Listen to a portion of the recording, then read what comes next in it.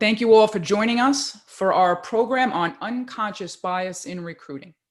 My name is Lisa Panarello. I'm the founder of Careers Advance and a board member of SMA, the only chapter of SHRM dedicated to staffing and recruiting. Now, I will merely be a host today because our spotlight will shine on our guest speakers, which I have the distinct honor of introducing. Torrin Ellis. Torrin is a 20-year running activist entrepreneur, supporting some of the most recognized logos on the planet. Today, he leads a nimble boutique with focus on diversity, equity, inclusion, and belonging strategy through the lens of recruiting. And he marries the business methodology of D&I with the social impact of pursuing the same. What a novel approach. And previously, he founded Second Motive, a hybrid permanent placement firm concentrating on underrepresented talent. He also founded Illusory, a 7-figure staffing boutique firm specializing in sales placement in the telecom industry. A recognized authority in solving the inclusion and representing equation, Torrin is the host of Career Mix on SiriusXM, co-host of Crazy and the King podcast, and he's a sought-after speaker at employer branding, HR, and HR tech events worldwide. Glad to have him with us. And next, Dr. Heather Myers. Dr. Myers is an experimental psychologist and statistician with more than 2 decades of focus on personality psychology and psychometrics. That's heavy stuff. And during that time, she engaged in 15 years of consulting work in the areas of survey design, experimental design, and data analysis. Currently, Heather is the Chief Psychology Officer at Tradeify, where she leads a cross-disciplinary team in creating validated assessments and a diverse slate of content to enhance employee engagement. She holds a PhD and master's degree in psychology and statistics from Stanford University.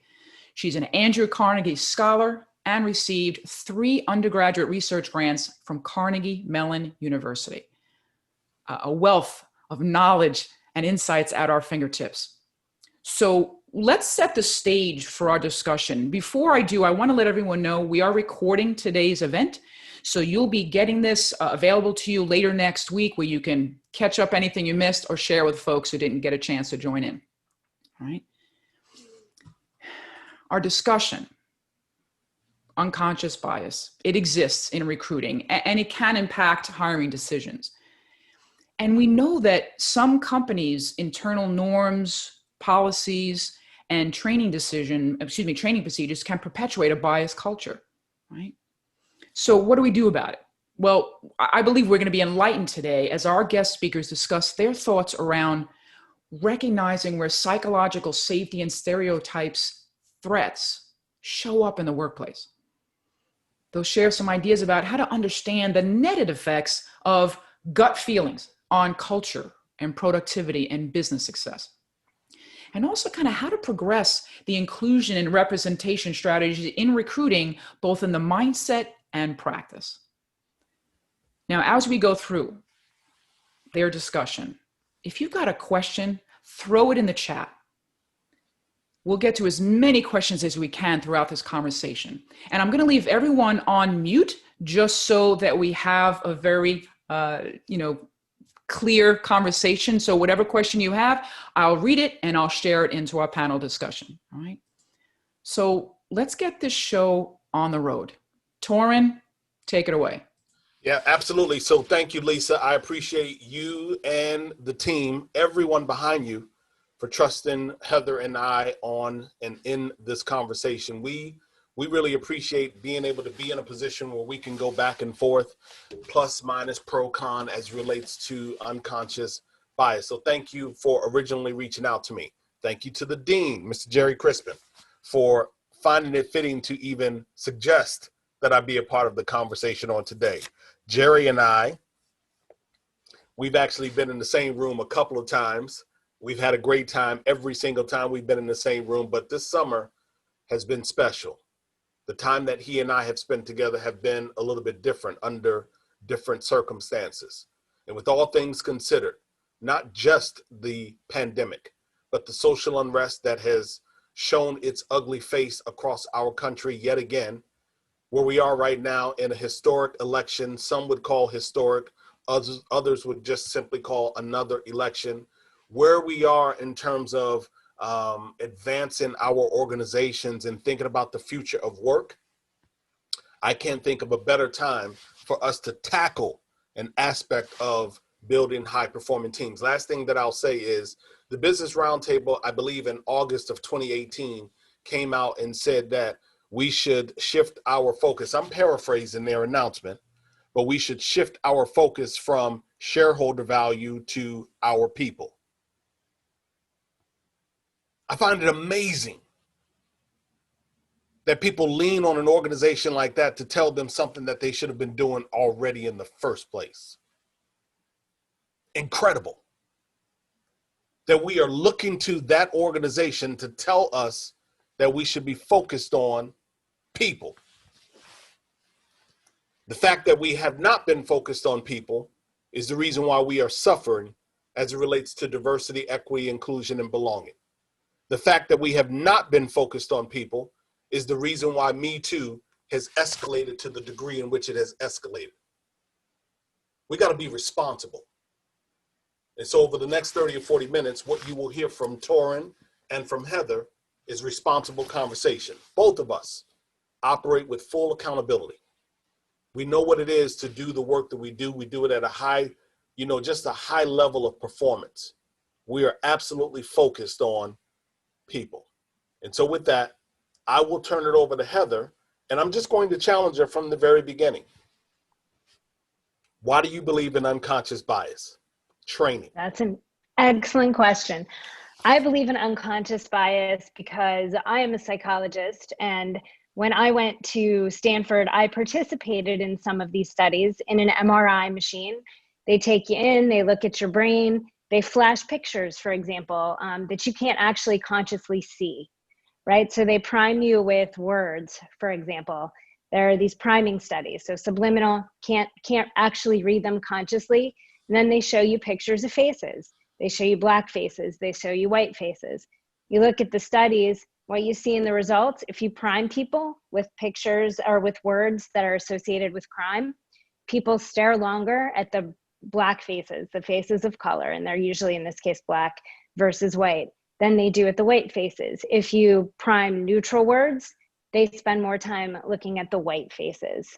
And again, people can't actually see these. So they are unconscious. So I know that unconscious biases exist. And then the question is, they exist for everyone. They also don't just exist for white people, they exist for everyone in surprising ways. So the question then that I have is, how do we acknowledge that they exist, but how do we not use them as an excuse? What do we do about it? I actually just wanted to make a quick note because the acknowledge versus excuse is in a great transition, because for me, my position, Heather, is that I think unconscious bias has been a curtain of complacency. I think unconscious bias has been a standard or a phrase that people have been able to hide behind, particularly white people have been able to hide behind it in the workplace. I've been able to say that I'm going to deploy unconscious bias training and kind of like check a box, and we've done something. And so what I say in terms of that acknowledgement versus excuse, I share with the listeners, and here's my challenge, and Heather, maybe you can respond to this. Yeah.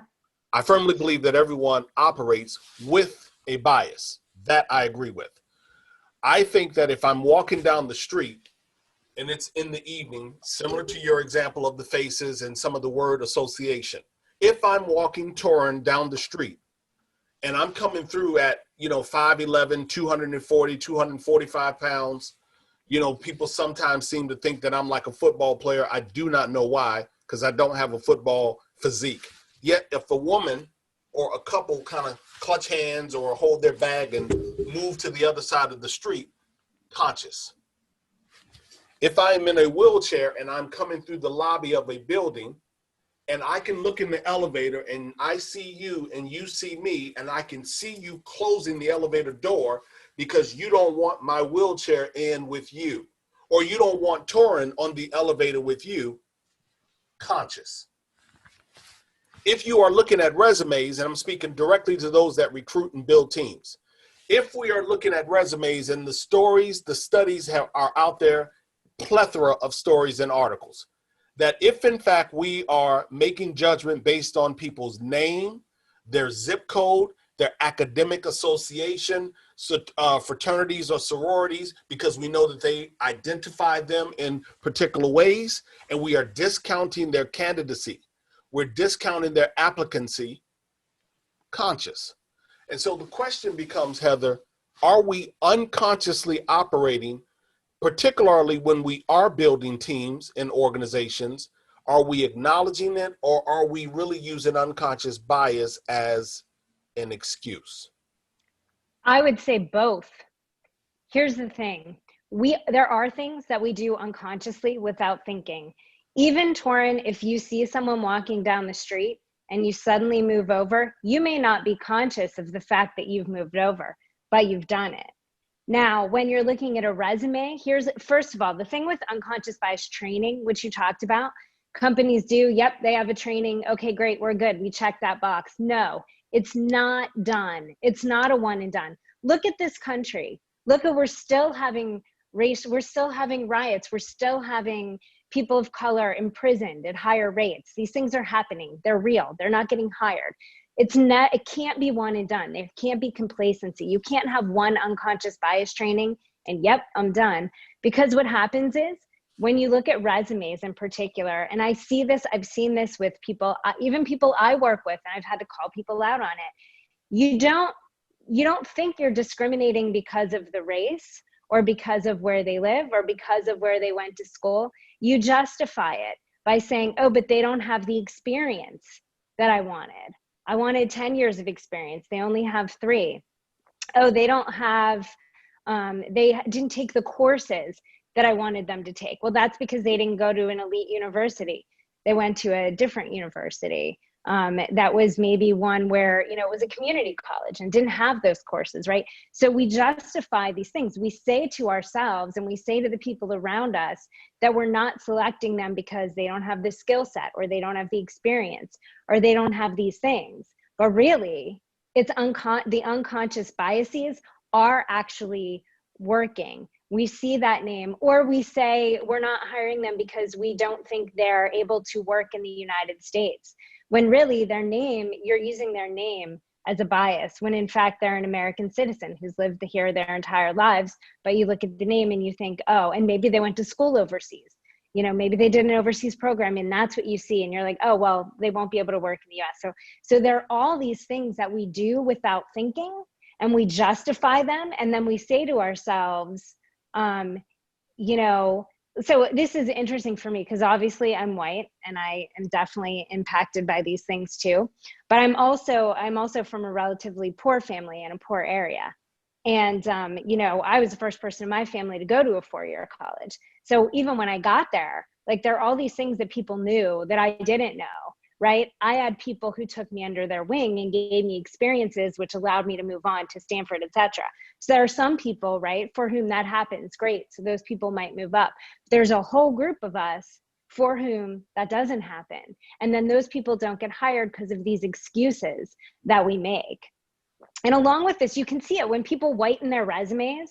Even now, even among organizations, you take the same resume and you send it out to the same companies or to different companies. You just change the name and you change the activities. So if you were the president of the Black Student Union, you don't say you were the president of the Black Student Union. You say you were the president of a large, organization within your university, right? So there are these things that you do. Those people are more likely to get initial interviews. And if you look at it, it's the numbers are ridiculous. When people whiten their resumes, they absolutely get in the door, even among organizations that claim to, support diversity. So let me stay there for just a moment. Even with the getting in the door, yep. Many would find that to be favorable, Heather. But for me, I find it to be a bit of a disingenuous position, because Yeah, as a Black man, I don't want to have to whiten my resume. I'm absolutely. tired of having to assimilate in a way that decreases my contribution and my presence and my honesty in this equation. So here's my position, and I have a Yep. very dear friend who has an incredible organization, Blendor. Blendor does what you are referencing. Love Stephanie, love her program. I'm not a fan of anonymizing aspects of the resume, because my position is that what we are doing is manufacturing, and we are prolonging, or we're manufacturing a system that allows the bias to kind of hide a bit deeper in the process, whether it Yep. be at the beginning stage when you are first reaching out to me, or whether it be at that second or tertiary interview, because I've now made it through a couple of gates in the organization. I'm revealed. And you see all of this chocolate wonder, I'm revealed. And so the question becomes, do you want that revelation to happen earlier in the process, so that as an incredible leader, a credible TA leader, a credible sourcing or recruiting leader, you can address that challenge? You can look at your recruiters and say, well, you seem to have an issue in phase 1 or phase 3 or whatever it is. So that's my position. I see where the technology fits. I see how it could possibly help, but I'm struggling with getting over the fact that it is really manufacturing the process. What say you? I completely agree with you. It's horrible. You're basically making someone change their identity so they can get in the door. And that should never be okay, right? It's not okay. The truth is, right then and there, it isn't okay. And we as organizations have to do better.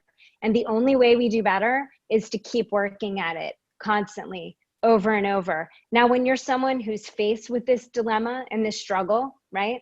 The truth is, there are companies who will do this and who will reach out and do better. There are companies who won't. So then you are, as a person of color, put in this position of having to decide, right? What do you do? Do you want to increase the likelihood of getting into the door to any company, right? Or do you want to really focus on the companies that will value and appreciate you for who you are? But even this is what's so interesting, though. And to me, it's again part of the whole problem, and how it's so much deeper than I think any of us really realize, and we don't want to acknowledge it. The truth is, people don't like talking about this. It's uncomfortable. White people really hate talking about it, and they really hate talking about it with people of color. It makes them super, if you look at their autonomic responses when they know they're going to have this conversation. There have been studies that these psychologists have done where they actually, people like that, you see the way they set up their rooms if they know they're going to have someone of color come in to talk about these things versus someone who's another white person. They set up the room differently. Their heart rates go up, right? And that's not an excuse. Like, we have to have these conversations. It's hard. It's uncomfortable. Nobody wants to be accused of bias, but guess what? It's there, it's happening, and we have to face it. So once people, though, get in the door, so if they whiten their resumes, for example, and they get in the door, when you actually start meeting with people, and you become like a person, especially if you have structured interviews where you ask the same questions of all people, then you become a person, then biases go down. When you decrease ambiguity, when you increase cognitive processing that people have to do, and they're forced to see people as people and their specific criteria, it goes down. I don't know what the answer is. I think it's a horrible thing, and nobody should ever have to whitewash their resume. And yet I don't know what I would do if I were telling, my daughter's, one of her best friends from childhood, and he was applying for jobs. I don't know what I would tell him to do as a Black male who's young, 18-year-old Black male. I don't know what I would do. It's not right. And yet we know, unfortunately, it helps. You talked a bit about that uncomfort. I think you used the word autonomics. Yeah, the autonomic nervous system. Yeah, it's our body's response to stress. Absolutely. Awesome. So when you brought that up, it made me think about, the first point on the slide, the psychological safety and the stereotype threats. And I think back to, a book that I often refer to, written by Irving Goffman, 1964 book. The book is titled Stigma. Mm-hmm. And inside of Stigma, he talks about how when people can't live up to the perceived or the perceptions of others, that they absolutely retreat and how it is that they show up. And he talks about it from a standpoint of in community in general, but certainly the application is the same in the workplace. And so if in fact I perceive you to be something less than, or that leading that large Black student union at your academic institution, or that Muslim group at your institution, or your association with people with disabilities, if I perceive those to be of lesser value, lesser creative contribution, I am going to, as a person, I'm going to project that perception, and then the individual who's being offended, because that's really what's happening. We are absolutely doing a microaggression when we are using some of our biases. It is a microaggression. You may not see it that way, but your bias can be deemed a microaggression, and we are offending someone else, and that person offended begins to retreat. And what happens, Heather, is that they retreat in terms of sharing of ideas. Like they may be a very good person to be on this call with us right now, but we've done something to make them say, you know what? I'm not submitting my name. I'm not going to raise my hand to be a part of the discourse that Heather and Torrin are. They retreat. They retreat from providing ideas in our workplace. They retreat from offering to volunteer for stretch assignments and pursue challenges. So our biases / aggressions, they have an impact on the business and the business's bottom line. Would you agree? 100%. Absolutely. I think one of the, it's so interesting. So I have teenagers. My daughter is very active at her university in the LGBTQ plus community. And there it's so interesting because I think that this comes about super clearly when you talk about the fact that like kids now will, people are beginning to introduce themselves with their preferred pronouns, right? She, hers, they, them, these kinds of things. Because what happens is when you have someone who, for example, may be a transgender woman who, uses she, her pronouns, but somebody continues to call them he or him or use these pronouns. How horrible is that? Like imagine it's someone denying your identity, which you're saying, it's denying it all the time, right? And I think that to me just makes this particular thing very clear because that's a very concrete, and the person doing it is often, oh, well, I just didn't know. Oh, I'm sorry. Or they, them it's not grammatically correct. So I'm not going to say that because that's just not grammatically correct, right? So again, it's these excuses, but in so doing, you've alienated that person. You've committed these microaggressions. So what I think as organizations we have to do is we've got to talk about these things. We have to name them. We have to call them out. Organizations that have the best performance metrics have these leadership qualities, one of which is this allyship, which is courage. It's courageous. It's when you have somebody calling someone else out who's like them for committing one of these microaggressions against, a group that is persecuted in some way, right? So be that someone with a disability or a person of color or someone who's a religion that's unpopular, whatever it is. These are the only ways that we can really continue to address these. We have to call these things out, and we don't have to be nasty about it, but we do have to be courageous. We have to say, hey, when you did that, when you said that, when you called Jessica him, you then isolated Jessica and made her feel as though she is not seen for who she is, and her contributions are not valid, right? So we have to call that out. We have to be courageous, and it has to come from the people who are in the majority as well. It can't just be coming from the minority group. And it can't just be, again, I can't emphasize enough, it cannot be one and done. This is never done. It's never done. This is very clear. The British Psychological Association, I have many good friends who are in the British Psychological Association. At some point, they just decided they had like tackled diversity and inclusion. Yep, they had got it. They were there. And so they eliminated like the team that they had you know, for the British Psychological Society, that was their diversity and inclusion panel. And then they were surveying their members, and lo and behold, people were complaining it wasn't diverse. They didn't feel included, and they reinstituted it, right? It's just an example of, it's never one and done. We have to keep going. Yeah, no, I absolutely agree. I'm looking over at some of the questions. Lisa, if you don't mind, I'm just going to jump in the chat. But Lisa Goddard asks, do you equate bias to racism, sexism, etc.? I'm going to say no. Heather, what do you say to that? Because I absolutely see bias as something entirely different than racism and sexism. Yeah, you can't equate them. They're not the same. If you want the official definition of bias, it's really just when you begin to associate behaviors with a certain group. And that can happen in one interaction. It can take milliseconds or longer. It doesn't, but discrimination, or when you're looking at racism, that's like how you choose to act on those biases, right? So it's a different thing. We all have biases as humans. We have biases we use all the time when making decisions. We have to. They're kind of what allow us to not use our conscious brains constantly, right? It's kind of how we then use these biases to make decisions that it allows us to kind of cross over that line from just having a bias to acting in ways that are racist or sexist.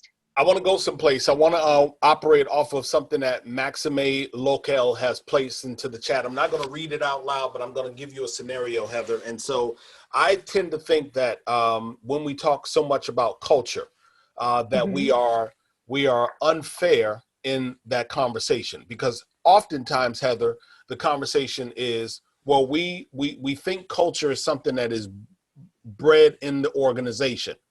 My position is that culture is something that starts inside of an individual's condition, inside of their community.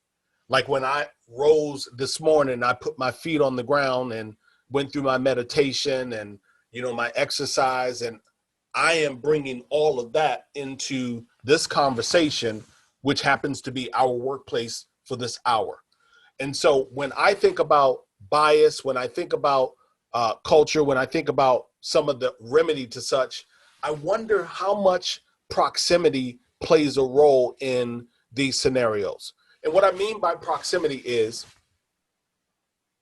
if in fact I am in relation, as you illustrated in the example around, once they make it through a couple of rounds of the interview, you got some degree of proximity.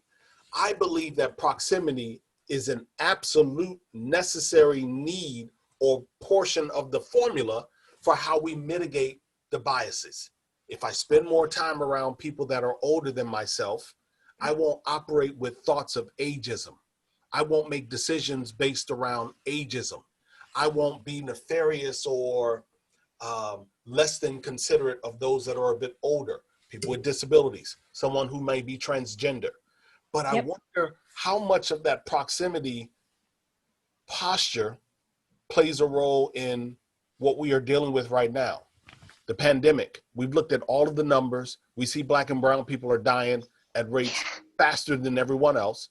We know we got food deserts. We got so many things that I can just go down a circle of.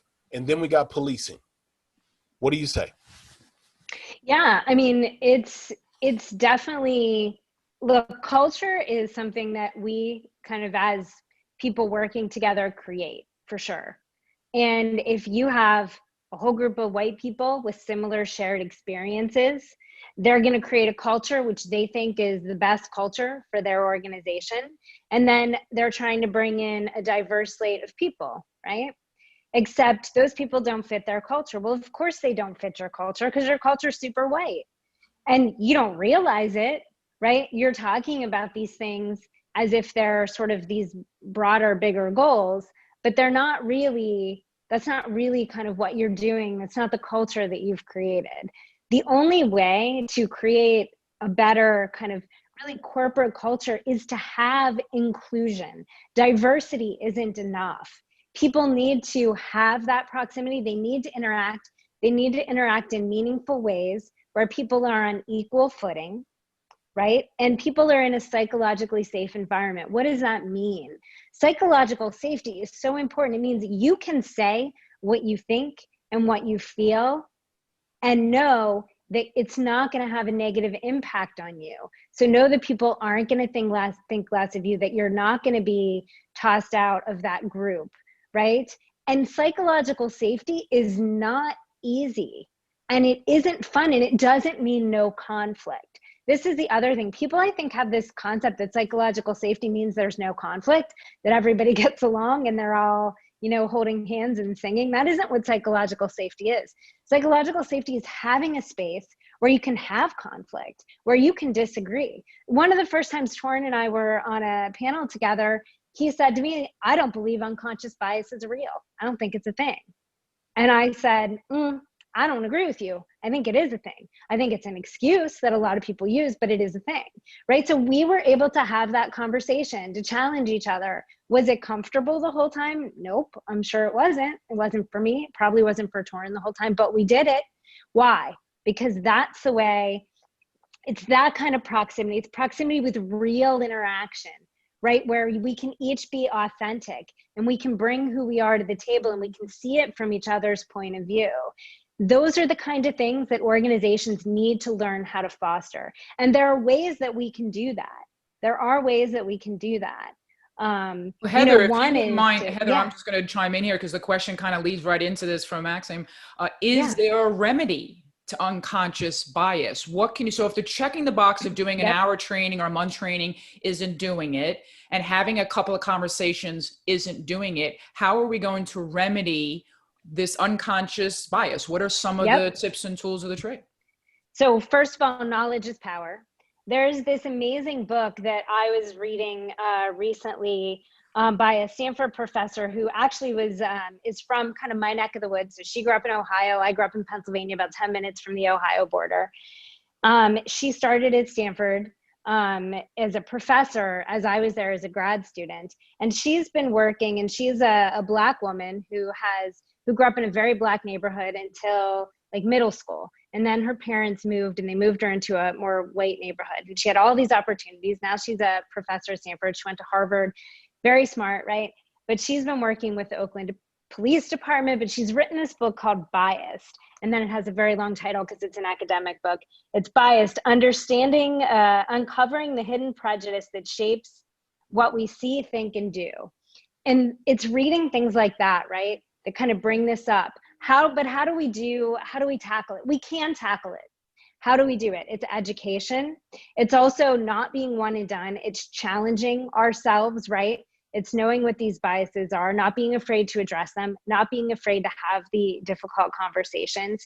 It's making sure that when we have discussions at work, we have them in smaller groups with people, we have them in smaller groups where people are on an even playing field, right? In other words, you can't have the only people of color in that room feel like they have no power in that conversation. If they are entry-level employees and then you have them with your executive team, it doesn't matter how open and inclusive that executive team thinks they are, they have more power. It's a power dynamic, right? So it's, again, there are these steps that we can take to improve psychological safety, like making sure there's an even power dynamic, like making sure everyone has a voice and they're able to speak their mind without being interrupted. Those are key things as well. I want to pick up on this point, of speaking your mind. One thing that I say is condition of progress is to allow those that are suffering to speak their truth. And what do I mean by that? What I mean is if I tell you that something is hurting, I need you to listen. I don't need you to get fragile. I don't need you to get defensive, if you will. I don't want you, Lisa, to take it personal and feel like I'm attacking you. I might be.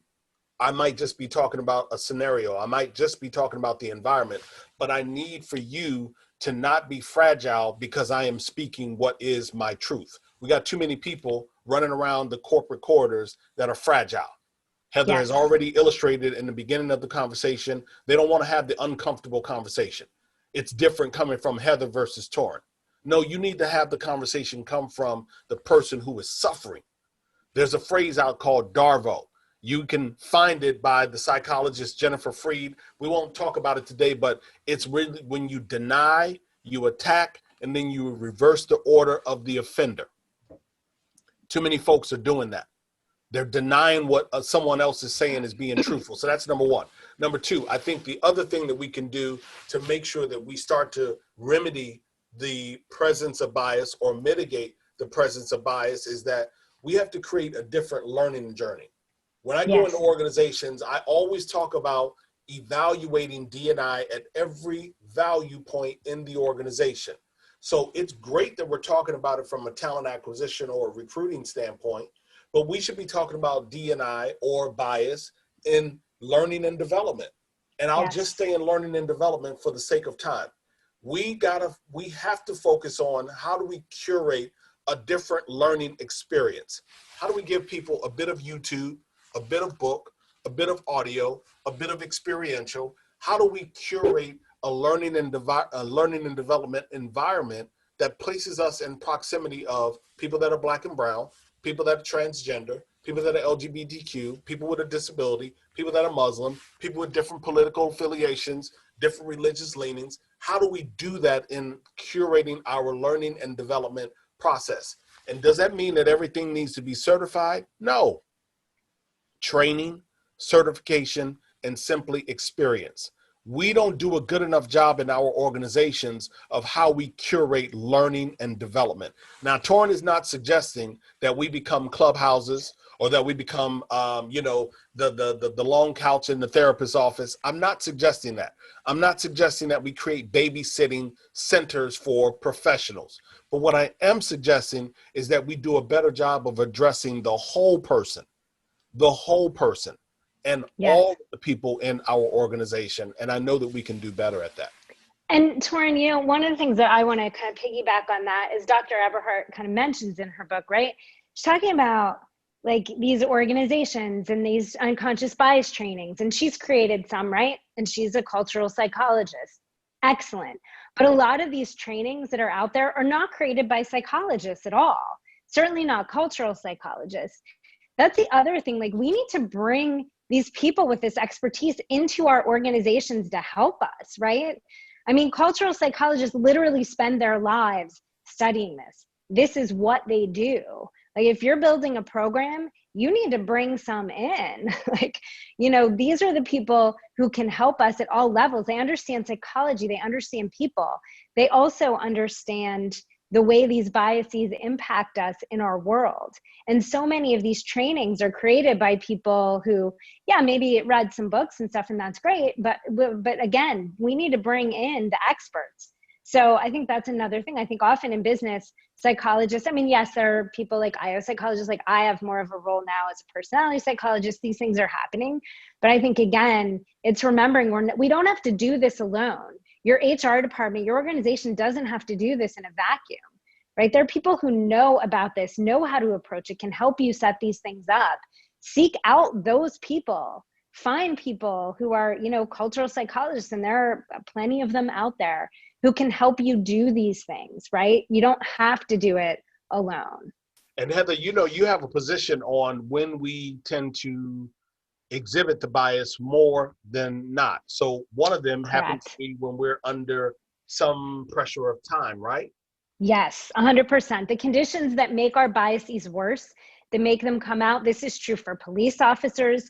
It was true for example, Nextdoor. It's that, kind of social media platform. They were seeing a lot of racial profiling in their crime reporting feature. So again, Dr. Eberhardt went in and talked to them and worked with them. And what they found was that the conditions where these biases came up are time pressure and ambiguity. So when you're not entirely sure what happened, you didn't see it super clearly, and something happened very quickly, or you feel like you have to make a very quick decision. In fact, the Oakland Police Department stopped their incident of police violence by literally having a stop, call for backup, and then, proceed. Right? So it slowed it down. It stopped it. It stopped people from making a knee-jerk reaction. And biases get better, or we're less likely to use them when we engage our cognitive brain, our conscious brain, and we actually engage in critical thinking. then our biases go down, right? So these are the things that we need to watch out for. Are we making snap resume decisions? Are we, are we basing things on only part of the information, right? It's these kinds of conditions really breed the use of our biases. You talk I can about throw in time. if I can throw in a question from Jerry, and this kind of ties into what you just were sharing, Heather, and also Torrin a little early ago when you said about we have to look at the whole person. So Jerry asked, can you differentiate individual conscious and unconscious bias versus systemic bias? So a systemic bias contributes to our individual biases, certainly. So are they the same? No, but are they related? Yes. So you can see it in preschoolers when you give them some of these, tasks. If their parents have exhibit a certain set of biases and they identify greatly with their parents, they're more likely to exhibit those biases as preschoolers, right? If they don't identify as much with their parents, then they're less likely to exhibit those biases. And if their parents don't have those biases, then they're less likely to exhibit them as well, right? So we take our biases from systems that are in place for sure. But it's not like because it's there in a system, we have to have that as our bias, right?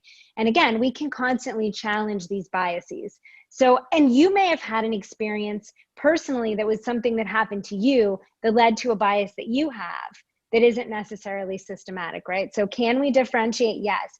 It does take a lot of self-reflection, and it's hard because we have to be willing to look at ourselves from a critical light.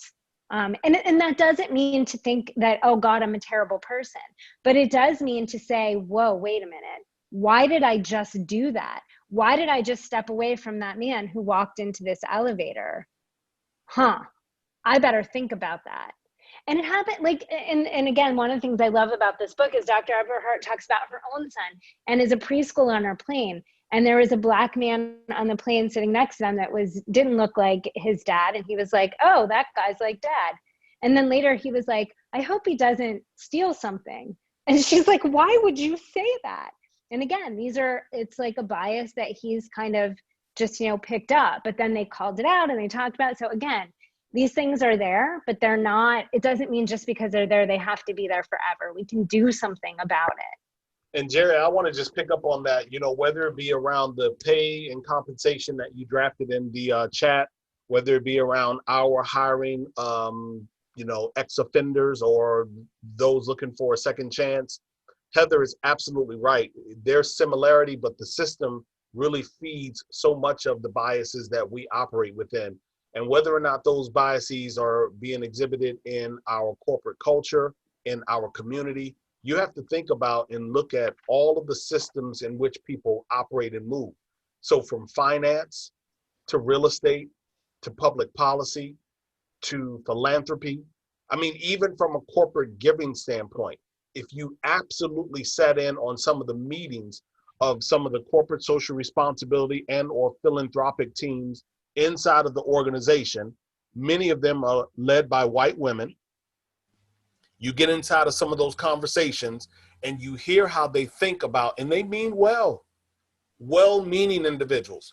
But if you hear how they operate and determine how to evaluate, how to dole out money or participate in, it is incredible. And you can often tell they don't have proximity to the audience in which they are evaluating. They're uncomfortable, and so it's all of the things that we said. So I just want you to think, as we are listening and exiting out of this webinar, really think about the systems inside of your workplace. The systems. I want us to think about it larger because you know how I am, Jerry. The humanity piece is extremely important, but think about the various systems in your organization and how do we break down those systems in a way that show for more inclusion and representation. Well, I have a question of my own, and I keep hearing this. We have to have courageous conversations. And I'm going to hope that this space here is a safe place for me to ask my question, because I haven't been feeling safe to ask a question or to share a comment. in recent conversations, because what I've seen is if there is a difference, and tell me if I'm wrong, you said earlier that bias and it exists in everyone, right? You said it exists in everyone, and it isn't automatically racist. However, I see a lot of biases being automatically tied to racist, gender, homophobic thoughts. And if I differ in opinion, I am automatically labeled a racist or a homophobe. So I'm gonna challenge you, Lisa, to give me an example. Don't be general. Give me one of those different opinions that you've had, and let me comment on it. Well, I'll give you something that a colleague had shared with me in an interview that he had, and I want to ask your opinion on this. Fair he enough. was on an interview, and he was asked, I don't know, third, fifth questions or where it was in the lineage, but he asked, what are you doing? What have you done to support diversity and inclusion? That, while in and of itself is not an issue, but he felt on the fence to feel, if I don't say something that shows that I'm actively supporting it, that I won't be considered for this position. And this position that he was interviewing for had nothing to do, like there was no requirement, there was no skill set that revolved around D&I. So he didn't know what to share. Now, if I had gotten asked that question, I can't say I'm out there marching, I've joined BLM. I can't say that. What I could say is, when I work with someone, I listen to their opinion no matter what race they are. When I'm going out to lunch, I would invite all colleagues and not exclude one because of their gender or that they're transgender. I support folks in getting their career where they wanted to go, and I think people should be hired based on their talent and their skill. Am I asking you, if someone, is that not a biased question? If that recruiter bases his or her requisite experience for that job on whether he or she has been involved actively in a D&I community, when it has nothing to do with their job, isn't that in fact a bias, an unconscious or even conscious bias decision or judgment? Not to me, but I still don't know why someone would consider or tag you as being racist or anti something because of your response, or in his example, lack of a response. And a lack of a response is fair. If you've not done anything to support D&I issues or initiatives and efforts in an organization, then you haven't done anything. And so the answer to that is this very same, tell me about a time that you've worked with a difficult individual. Tell me about a time that you've worked longer on a project and you were under-resourced, underfunded. Tell me about a time you overcame a challenge. There's nothing wrong with the question of, tell me about a time that you've supported diversity, equity, inclusion, and belonging efforts in the organization. I agree. Nothing wrong with the question. My question is, what if they judge your answer? What if that now recruiter says, oh, you've never been involved? Yeah. And in the collective, they Lisa, they judge your answer on every other example that I just said. They judge you. They judge you on whether or not you've been in a challenging situation. They judge you whether or not you've been supportive of your team members. They judge you whether or not you stayed later than you were supposed to when you showed that extra commitment. All of the questions in the interview, you're getting judged on. So it's nothing unfair. If D&I is important to my organization, then I want to know, am I bringing somebody in who has been supportive of D&I efforts? If you have, awesome. If you haven't, awesome. We get to evaluate all of that in the context of the interview. Now, here's the second thing that I'll say, and I'll make it very, very quick. I don't believe that it's fair to immediately say that a person is being racist, or that a person is being sexist, or that a person is being homophobic. I'm not immediately going to defer to that position based on, because I hear you. It is the sentiment. There does seem to be a lot of, that categorization these days. But I want you to take it in the totality of where we are. I'm not going to divert. I'm not going to get political. I'm not going to get religious. All I'm going to say is we are still having conversations in 2020 that people were having in 1960. And some of us are not putting up with the bullshit. Is that clear enough? Like, some of us are frustrated when you think about the Marshall Plan in 1968, and we are 55 years later, still addressing some of the same issues. The reason we're addressing them, Lisa, is because too many of us have been silent in the face of injustice. Too many of us have today put up a tweet, something on social media, and we think that we're really being an active ally. No, it requires much more than that. Because if that was enough, then we wouldn't be having the conversation that we're having today. But the mere fact that we're having it should be an indication for every single person on this broadcast that we have not done enough, that we can do more. I don't care what you've done. I'm not saying you got to get out and march. Not saying that. Not saying that you have to be a part of BLM. But I am saying that you got to be honest and that we got to do more. We have to do more if we care about shifting the narrative and seeing a different result. That's what I would say. And I appreciate that. And I hope I came off to just show that I want to be safe to share whatever I have in my mind. And I don't have anything particular at the moment. I have not been the marching and the acting. I do what I feel in my heart by that is helping. So, and that's not my specialty. You are the psychologist and you are the speaker on this, and diversity inclusion in terms of the background of it is not my specialty. So as a career coach, as a professional development trainer, I look to focus on helping people with their emotional intelligence so they can not have those knee-jerk reactions, Heather, so that they can respond in a different way. I'm working on myself because I can be defensive and feel like I've been attacked. The way I'm supporting it is I do not post stuff on social media. I don't know the folks, so I don't know how I'm going to get through them. I'd rather have the dialogue on this one-on-one and I can see your eyes. So I feel that I'm supporting diversity and inclusion by listening, by educating myself. I listen to folks that have different opinions and try to see where I can understand where they're coming from. And I hope that we're all doing that as recruiters. I mean, and this whole conversation is definitely broader than just recruiting, but bringing it to recruiting.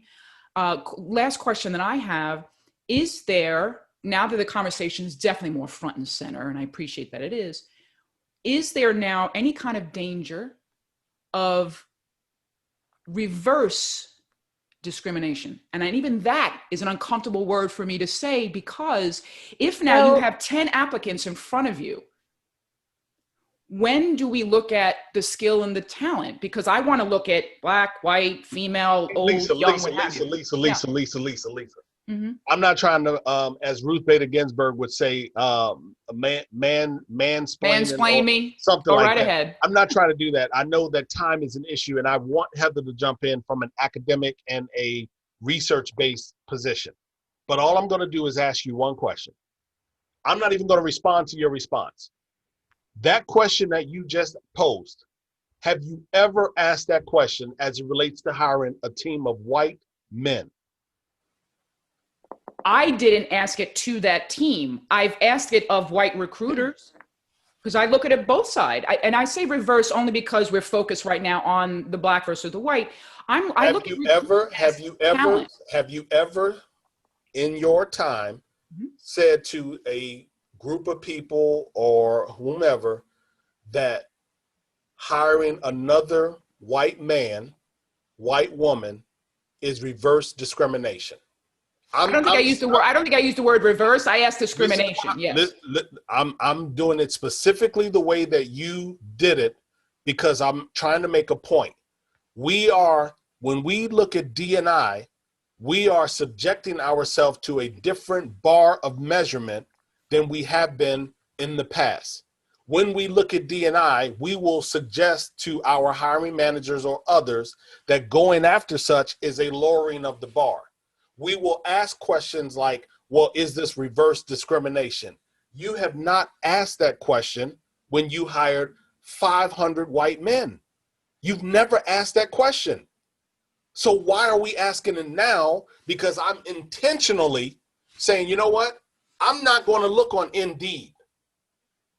I don't want to look at resumes on Indeed or I don't want to look at the resumes that are coming through the ATS because of the way that we do our employer branding or our marketing. We're putting them in front of the usual audiences. So I know that the body of talent under consideration probably going to be the same that it's been, white men.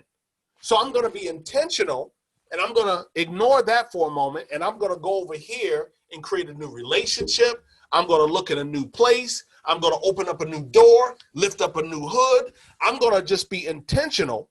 And people think that my intention is somehow reverse discrimination. And I don't think you're right. I don't think I used the word reverse, and maybe You that's did. the word I need to pull out there. Wait, can I just asked jump a in really discriminatory quickly? question. If you don't mind, because Yes, please. this is also, so there's a whole new area out there called ethnic studies. And it talks about things like discrimination. And, you know, in order for a group to really be like discriminated against, racism, that kind of thing, those kinds of things run extremely deep. They're patterns of mistreatment and abuse over years and generations. And that's what leads to this, you know, racism and it being part of our culture. And, you know, and really being, that's kind of what makes it racism and discrimination, right? So things like, we don't even realize these things, and I haven't mentioned this, but there's also research that shows that people are more likely to associate Black and brown bodies with animals, like apes, for example, right? So there are all these things back to the days pre-Darwin, where we've got this huge history of biases and these, you know, and these really, you know, horrible mistreatment of these groups. And that's what really leads to that kind of discrimination, right? So that's kind of where that comes from. So it's very unlikely that you would get to a situation based on trying to hire more people and really what you're doing is trying to level the playing field. So you're not saying I'm only going to hire people who are of color or in diverse groups, right? We're trying to level the playing field so that those horrible mistreatment from years and years, generations, right, isn't propagated. Those kinds of things, they say you can't use the kind of, the term discrimination doesn't really apply necessarily to the white majority, right?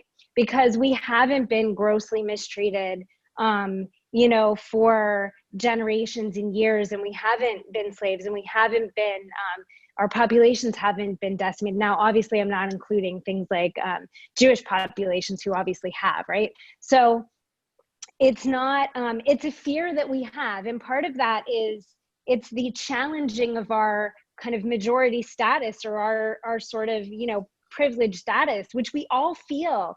And it's scary, right? Whenever you have something that someone else doesn't and you're worried about it being taken away, doesn't matter if you're white or Black or you're, you know, playing in the playground and somebody's going to come take your truck. That it's scary, and it prompts us to worry about things like that.